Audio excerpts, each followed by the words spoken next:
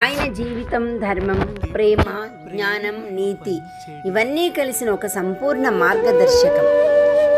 ధర్మరక్షకుడు. అధర్మం పెరిగినప్పుడు ధర్మాన్ని కాపాడడానికి అవతరించిన వాడు. కౌరవుల అధర్మాన్ని ఎదుర్కొని పాండవులకు తోడుగా నిలిచాడు. భగవద్గీత ద్వారా జీవితం ఎలా ఉండాలో అర్జునుడికి బోధించాడు. కర్తవ్యాన్ని చేయడం, ఫలితంపై ఆశ పెట్టుకోకపోవడం ఆయన సందేశం. అర్థమైంది కదా?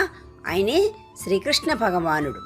అర్జునుడికి స్నేహితుడిగా, గురువుగా, మార్గదర్శిగా ఉన్నాడు. కష్ట సమయంలో సరైన దారిని చూపించాడు.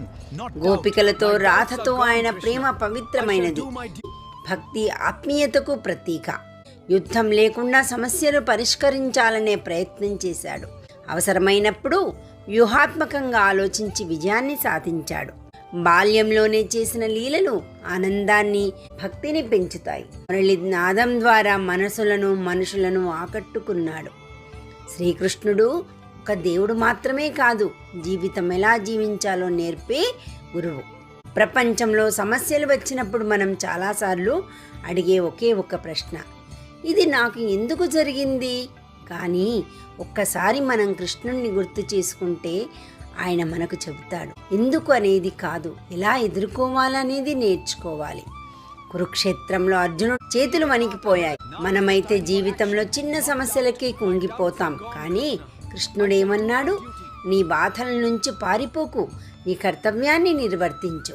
కృష్ణుడు మన జీవితంలో ఒక దేవుడు మాత్రమే కాదు, ఒక మార్గం, ఒక ధైర్యం, ఒక నమ్మకం. మనకు ఎవరూ అండగా లేనప్పుడు మనలోని ఒక స్వరం వినిపిస్తుంది. అది కృష్ణుడి స్వరం. నేను ఉన్నాను, నువ్వు ముందుకు సాగు. జీవితం మనల్ని పరీక్షిస్తే అది మనల్ని పడగొట్టడానికి కాదు, మన బలం చూపించడానికి. కృష్ణుడు చెప్పిన ఒక్క మాట జీవితాన్ని మార్చేస్తుంది. ఫలితం గురించి ఆలోచించకు, కర్తవ్యంపై దృష్టి పెట్టు. ఒక భావనను మన జీవితంలో పెట్టుకుంటే మనలోని భయం పోతుంది, మనలోని సందేహం తగ్గుతుంది, మనలోని బలం బయటపడుతుంది. కృష్ణుడు బయట ఎక్కడో ఉండడు, మనలో ఉన్న ధైర్యమే కృష్ణ భగవానుడు. ఇది కృష్ణతత్వం.